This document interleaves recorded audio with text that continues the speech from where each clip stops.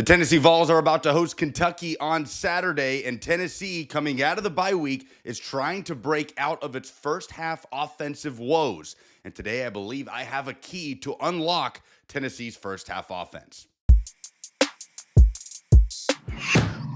Hey, it's Lucas Panzica from 104.5 The Zone and A to Z Sports. It's no secret that Tennessee's biggest struggles on offense this season have come in the first two quarters, an unusual trend for a team that under Josh Heupel had been one of the highest scoring first quarter offenses in all of college football since Heupel took over in the 2021 season. But I think that I have a key that could get Tennessee going early in those games, and that is for Nico Iamaleava to take some early contact. Now, I know it sounds strange at surface level. You don't want your quarterback taking too many hits, putting himself in harm's way. But when you look back at that Alabama game, the early struggles from Nico, for the most part, came before a big hit that he took that brought him out for a play. He went into the medical tent and then came back out on the field.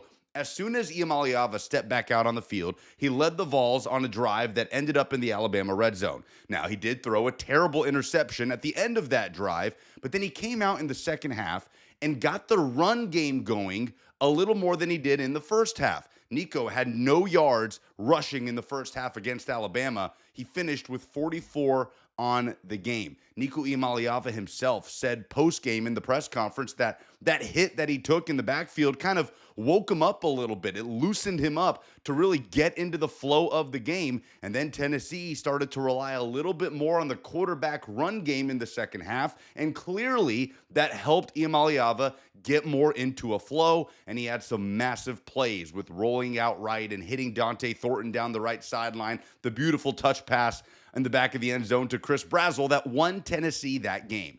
Had an interesting conversation this week. Adam Sparks, who covers the Vols for the Knoxville News Sentinel, joined us on the Buck Rising Show on 104.5 The Zone and said he actually talked to Nico Iamaleava's high school football coach, who told him they would purposely design some plays to get Nico contact early in games because it felt like that got him into the rhythm, that woke him up, loosened him up a little bit to be able to play freely. Now, that's not something Tennessee can do freely in an SEC game, right? You don't want Nico Iamaleava trying to run over a 300-pound SEC defensive lineman, but you wonder if that's something that during the bye week, Josh Heupel and his staff have worked on, how to sprinkle in the quarterback run game and being smart about giving Nico some contact, allowing him to just go out and play and feel like he's a part of the game.